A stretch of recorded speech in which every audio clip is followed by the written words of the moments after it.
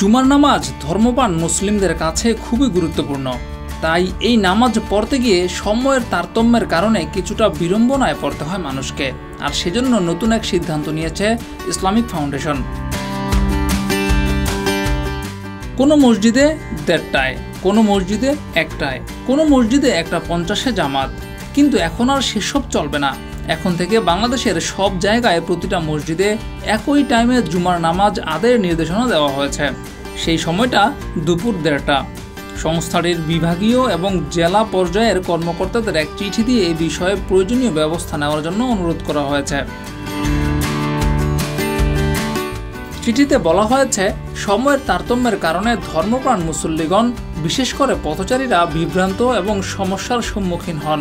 এই সমস্যা দূরীকরণে সারা দেশে সকল মসজিদে মুসল্লিগণের সুবিধার্থে একই সময়ে দুপুর 1:30টায় জুমার নামাজ আদায়ের জন্য ইসলামিক ফাউন্ডেশনের পক্ষ থেকে আহ্বান জানানো হচ্ছে। ডেস্ক রিপোর্ট, যুগের চিন্তা।